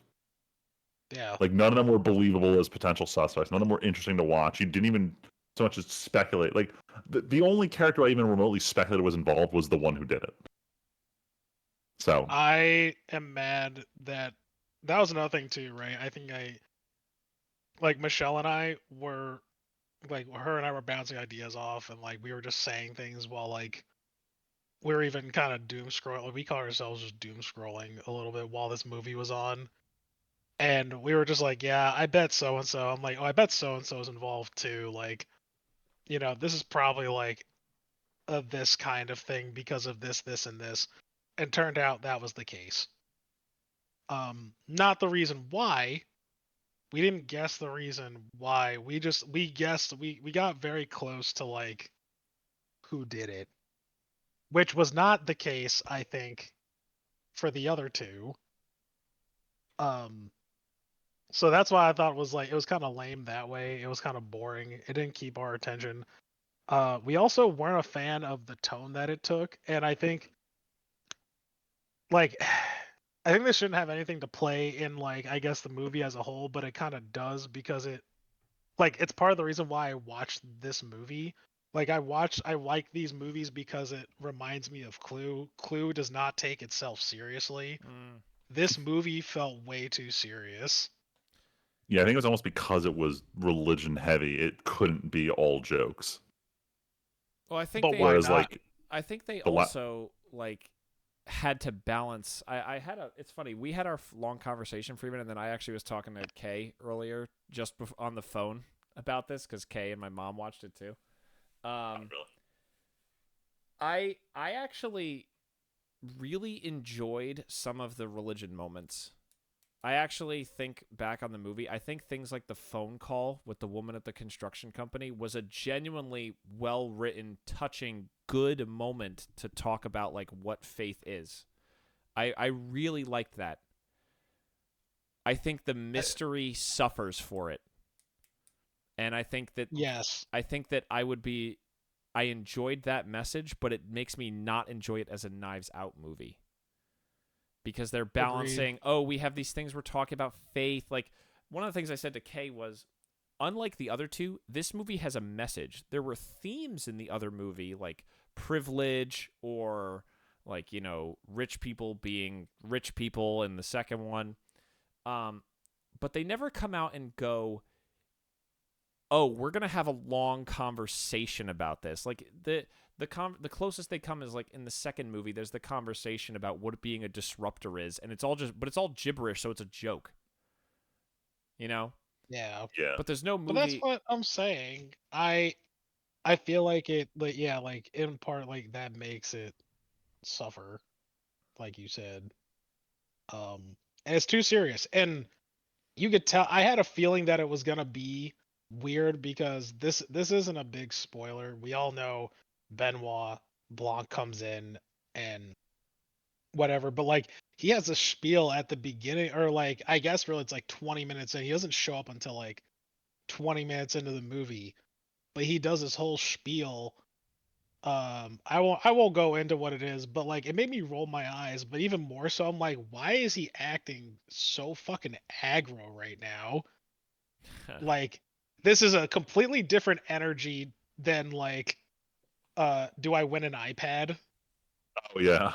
Like, I think this movie is a reaction to a lot of people saying that they didn't like how not serious Glass Onion was.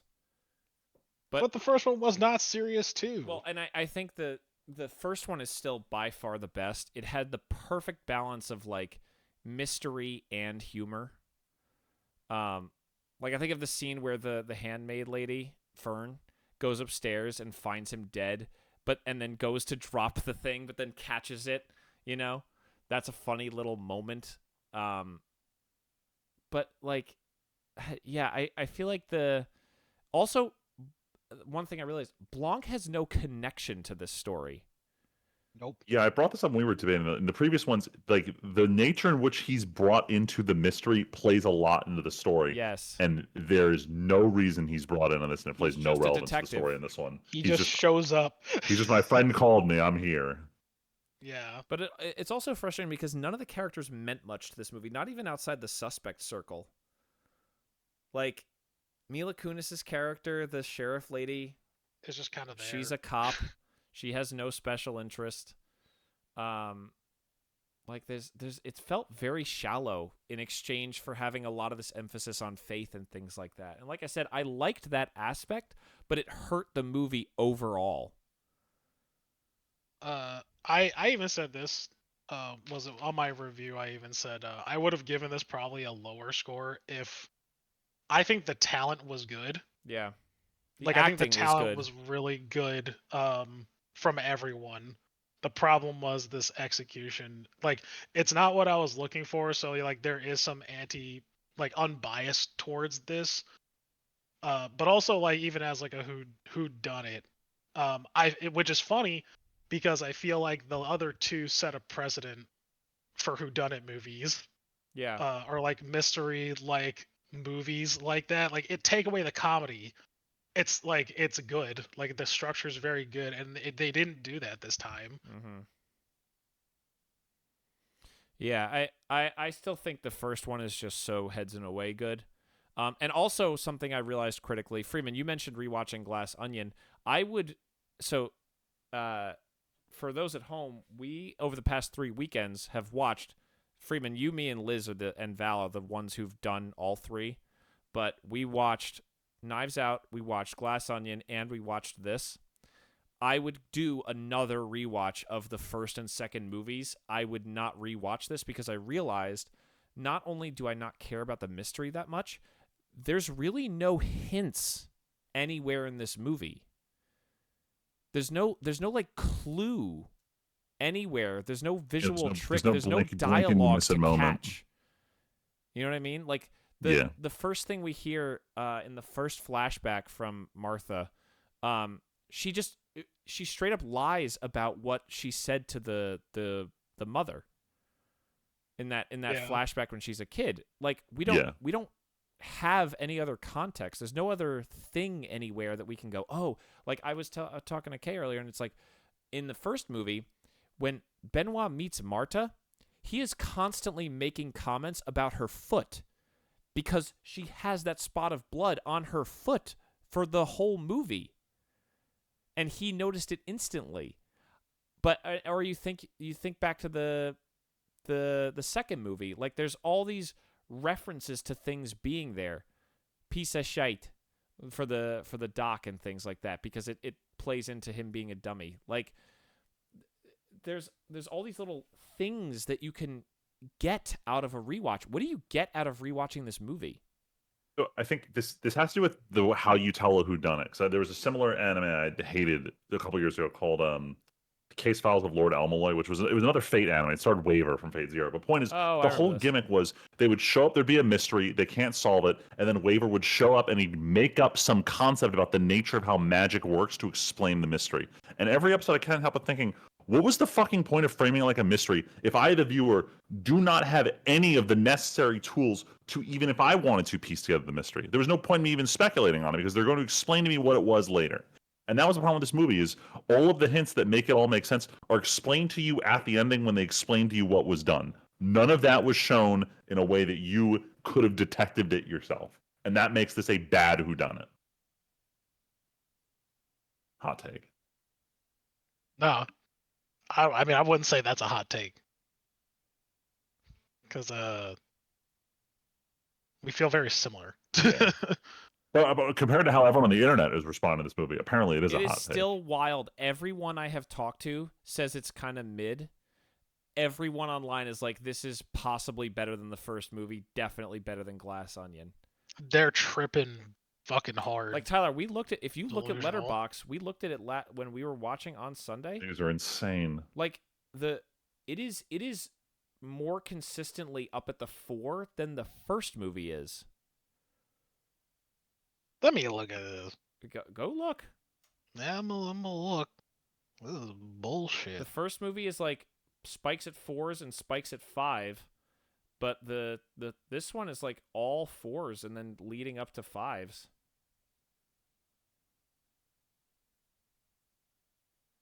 Damn, that is kind of crazy, actually. Right? The first movie averages a 4.0. The third movie averages a 3.9, and Glass Onion's a 3.4.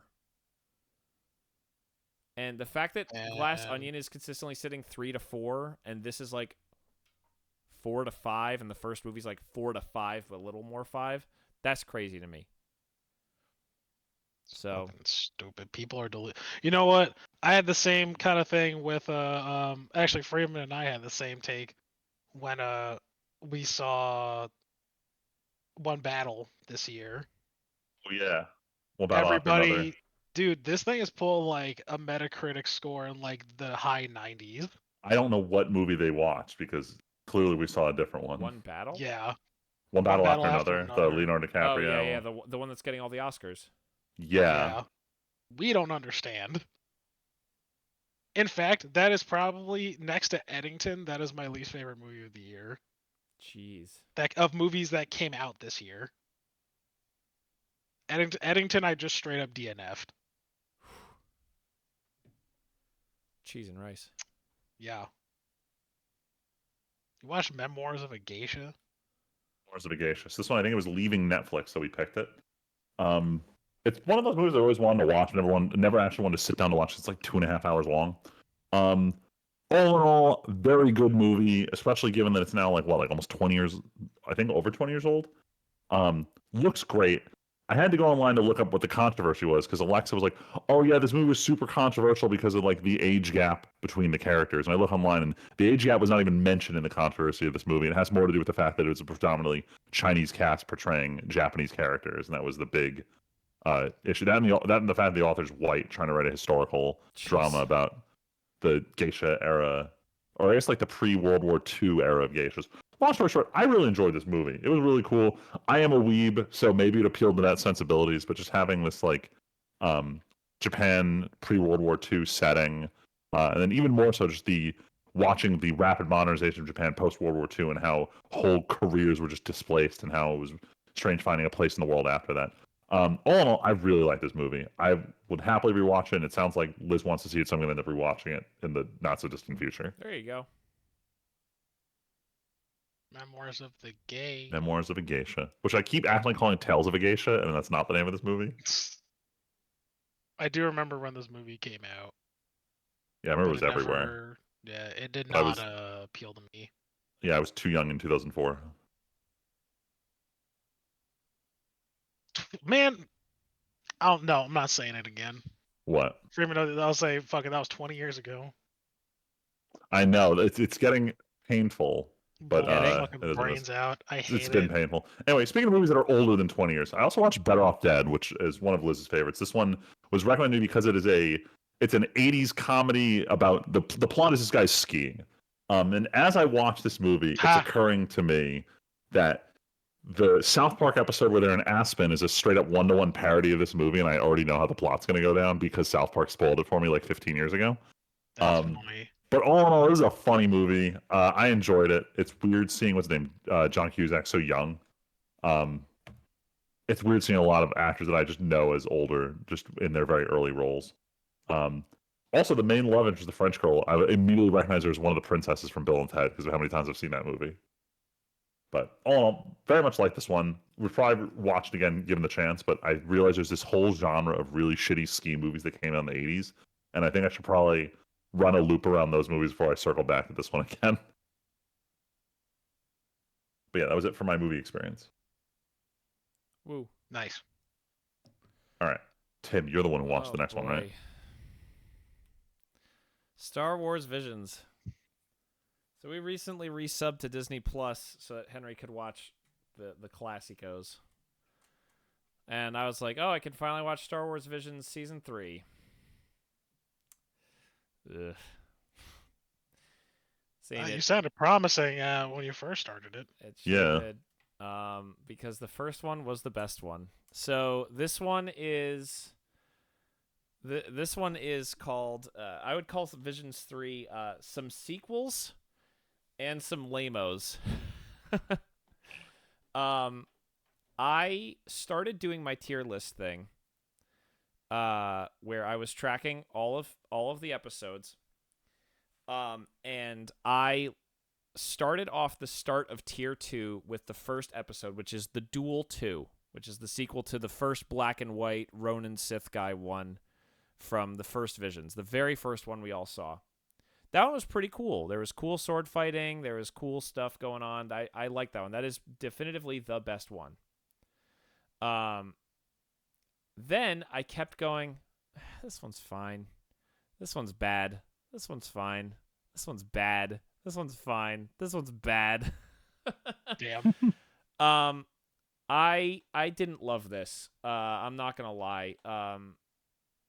There was also I don't know if you guys remember from the first or second one called The Ninth Jedi that they announced is getting a full show. Yeah. Yeah. That had a sequel one, which was just lame to me. It's just the girl goes off on her own and ends up on a ship with, this is going to sound terrible. You know the doctor who's from the meme, the I am a surgeon? Do you guys know that? Nope. You don't remember that Nope. meme? Really? Freeman, do you remember? Sorry, I had to sneeze. Oh, but no, you're talking about the autistic doctor, yes, right? I didn't want to say it, but or yes. whatever he is, like So, the good doctor, Surgeon, that's yes. what it's called. So he plays a Oh, robot. yeah. So he plays a robot on the ship, and the whole episode is the two of them talking about being a Jedi, and as soon as I heard this guy's voice, I couldn't separate it from his role as the good doctor. Damn. It was way weaker than the first episode of the show had been in the other Visions. But then there was a lot, like there was a bunch of kids ones again, which was fine. Like they're not for me. There was one about a smuggler. That one was kind of cool. There was one called Bird of Paradise, which I thought was funny because it was a magic one. One called The Bounty Hunters, which was like they were kind of cool, but none of them seemed to have that creative spark. Like, remember the one I freaked out about, the painterly one in the second batch? Like, that was just gorgeous. Like, all of these are kind of like, had the problem of, I've either heard these stories before or there's sequels that I just don't super care about. Like, one of the best ones was one that was actually kind of mid on the other batch. There was not the ninth Jedi.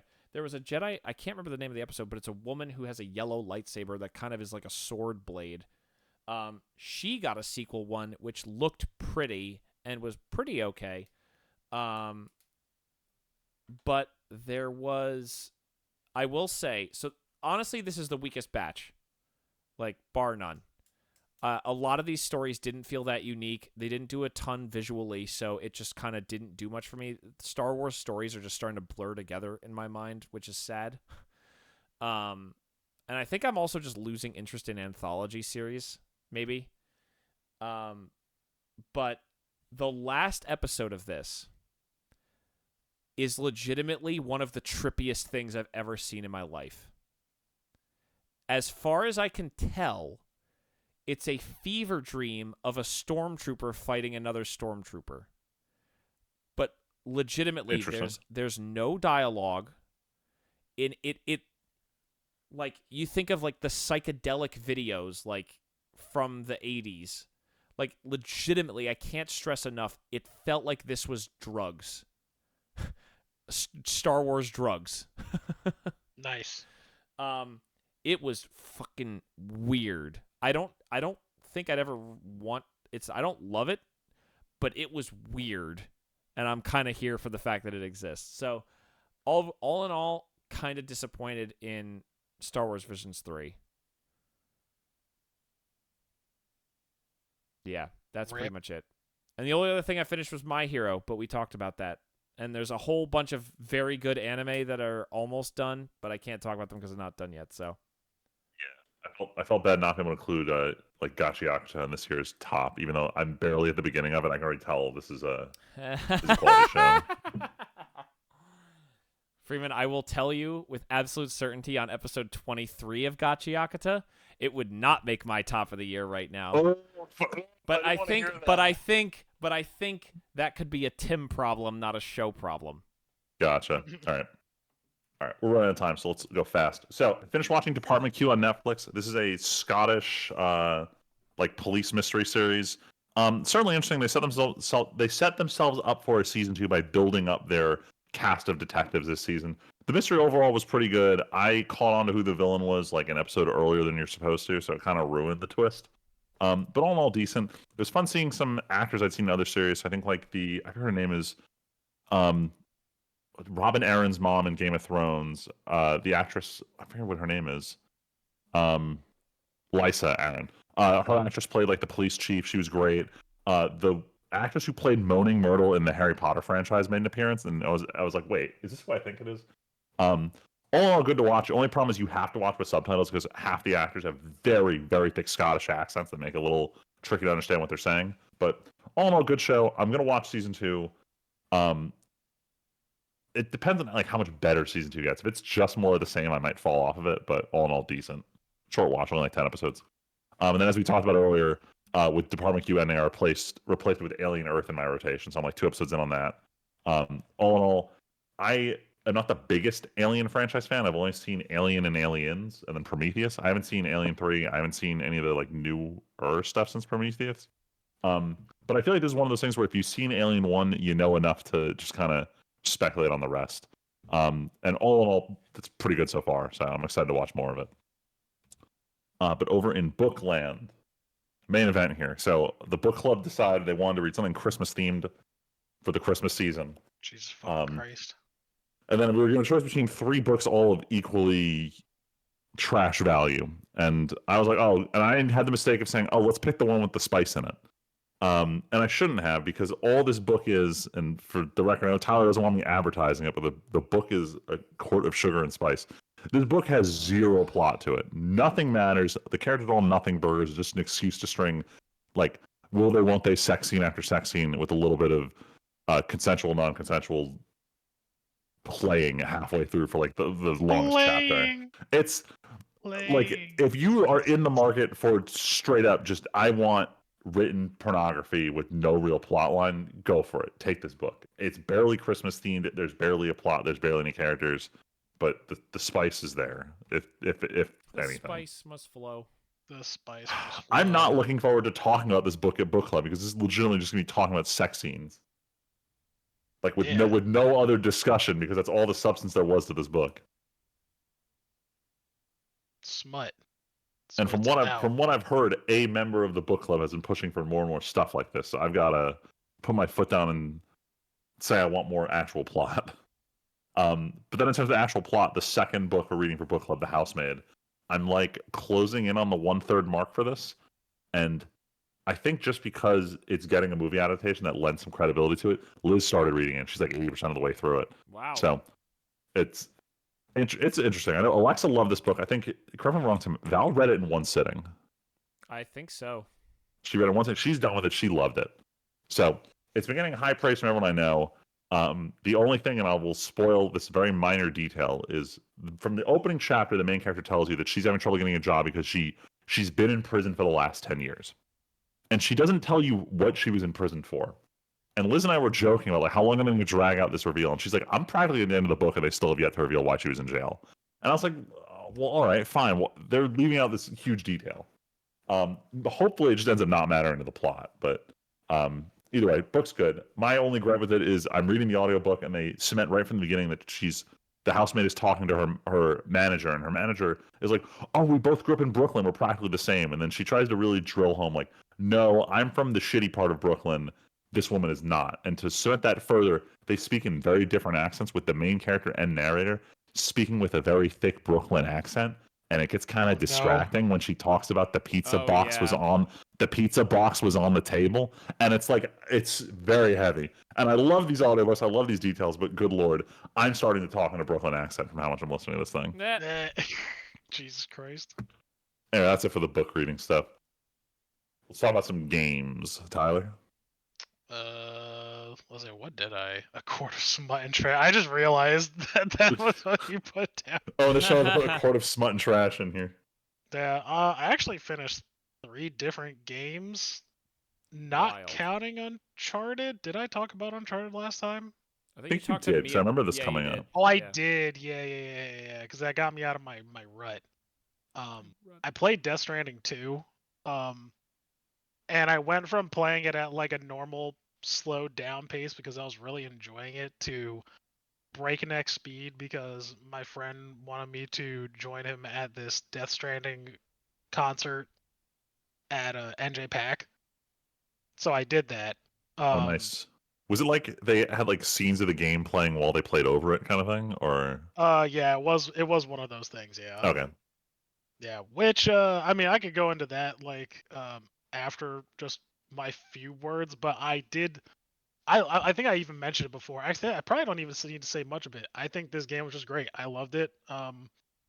Again, it's one of those games that I wouldn't recommend a lot of people. Like, it's basically the same kind of review as Death Stranding 1, except I think this game was way better.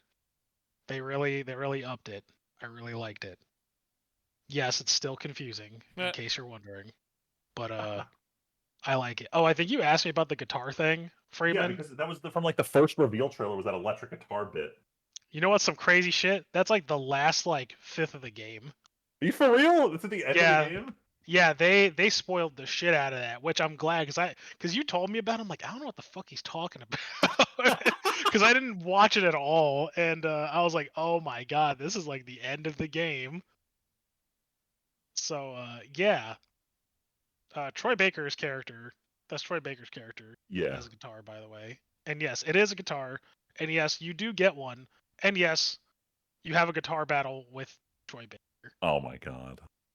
Yeah. So yeah, and Michelle came and she was like, while this was happening, mind you, the guitar battle, she's like, aren't you supposed to be an Amazon delivery driver? I'm like, yes, I am. So why do you? I'm like, listen, it's gonna take me like 5 business days to like explain to you why this is happening, so I wouldn't even bother. She's like, okay. But it was good. The concert, on the other hand, was mega mid. Oh no. Yeah, I was gonna say, like, how good is the music of the franchise? The music is good. So the music was good. The players were good. The venue, I don't know if it was the combination of like the venue or there wasn't enough players or if the sound equipment wasn't good.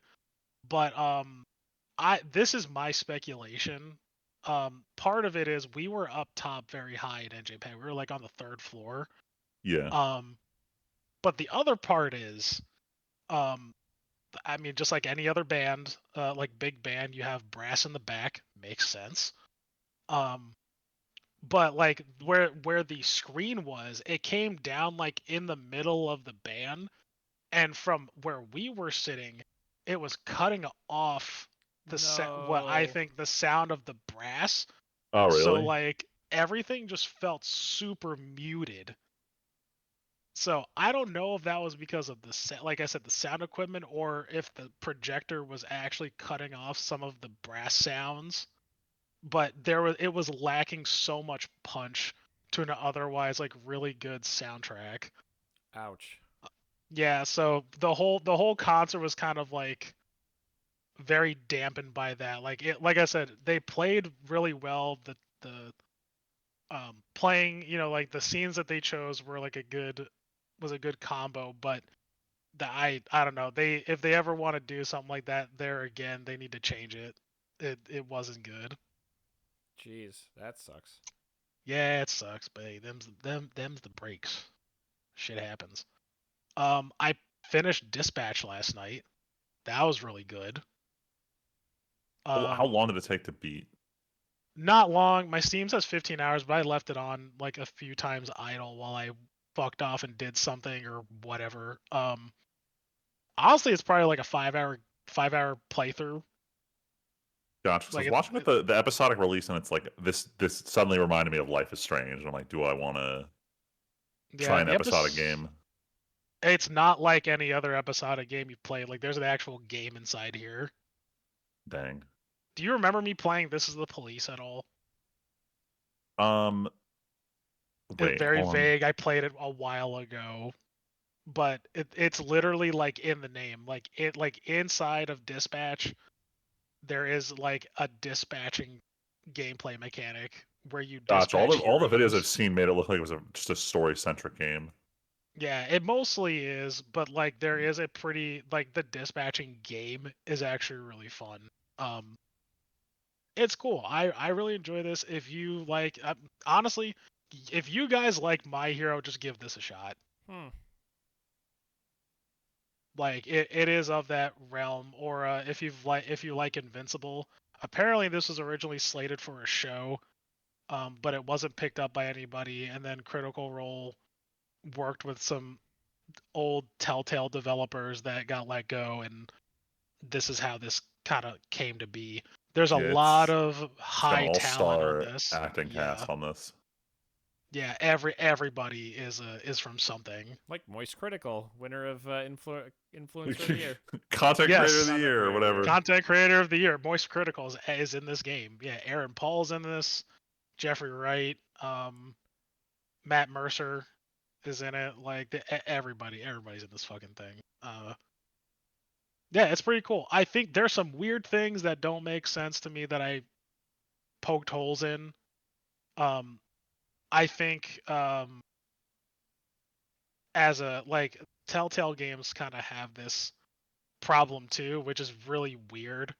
I think they need to just like pick a lane and either make decisions really matter or just fucking not. Like there's one thing that happens, like there's one thing I think that like a big deal that happens that results in like the penultimate like decision at the end of the game. But outside that, most things are very safe bets, and it's more of a preference. Like it's not like Mass Effect, Tim, right? Where it's like, oh, my effects from day one are gonna affect like day whatever, like for all things considered, right? Mm-hmm. It's like no, like things just kind of get resolved, and then it's like then you end up getting like this all adds up to like the good ending or just the one good ending or the one bad ending, basically. Gotcha. Yeah, there's no like spider webbing things. Like it's not that heavy, but the story is fun and the gameplay is also a lot of fun too. Maybe wait for a sale. Like it's cheap now. Like how much is it? Like $40? I think so. Hold on. Yeah, I think I'm just looking at it real quick. Oh no, it's $30. Yeah, you know what? I probably would play this for. I'd pay $30 for this. Yeah, but if you wanted to, like, I also wouldn't blame you waiting, because it will probably go on sale at some point. It's fun. I'm throwing it on the wish list. Yeah, I think you guys would like it. And then I also played Star Wars Public Commando. No, Republic Commando. The game is good. You know what's interesting though? Because I think I started it one morning because I was up early and I was like, well, I don't want to cut on the TV in case I wake Michelle up, so I'll just play something with headphones. And I'm like, oh, Star Wars Republic Commando. I said I was gonna play this game, right? Yeah, boy. So I played it. Actually, I downloaded mods for it. Oh. For stability. Yeah, like there were a bunch of people, dude. Holy shit!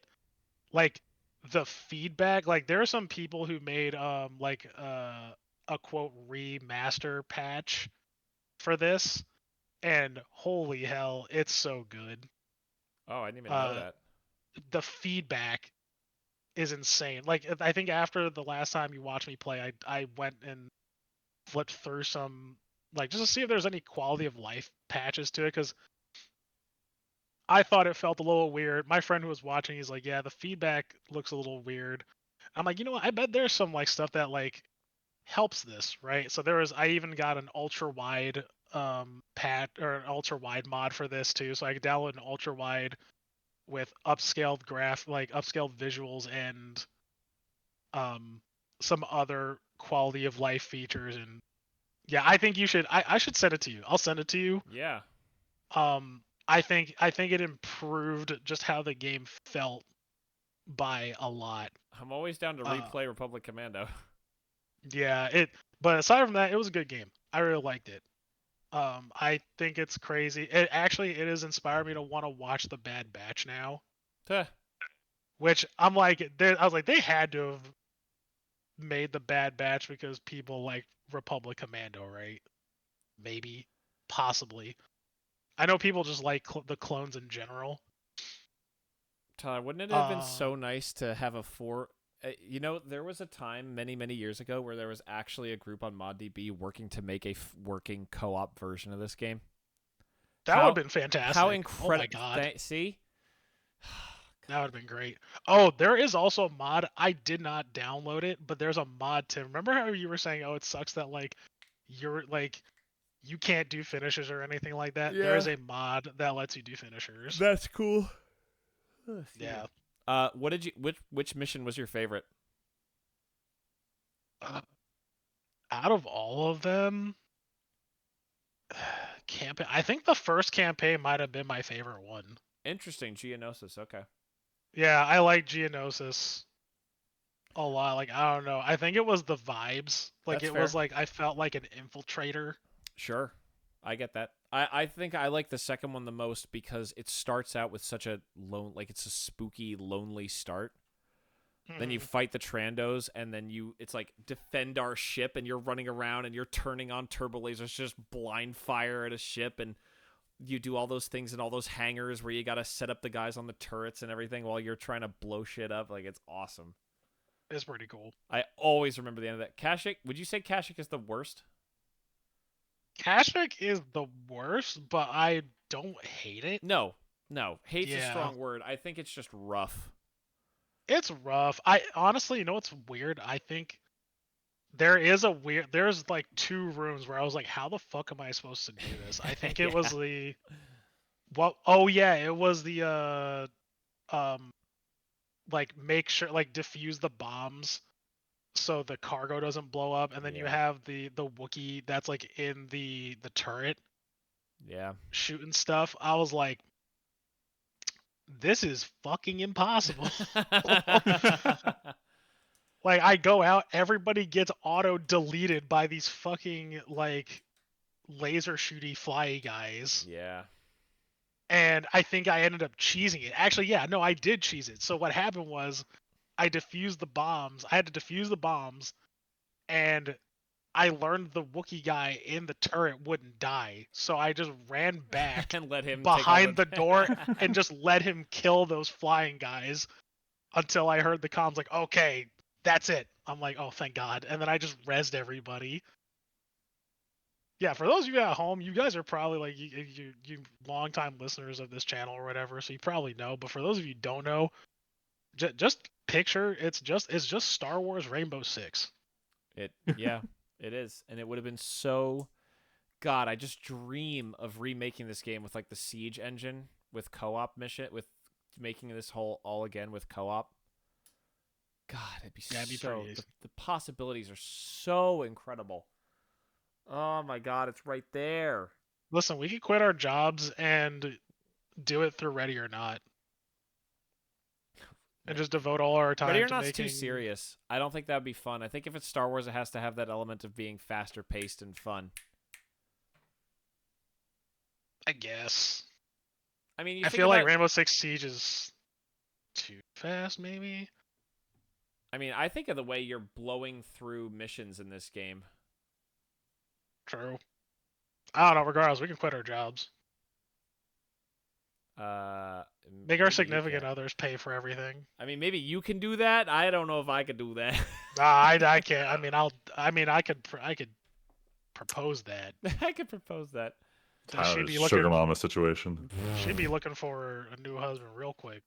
All right, we're at time, which is perfectly timed because we covered everything. So, Thank you all so much for listening. The few of you who do listen, making it to the end of 2025, still listening to us ramble on and talk about stuff.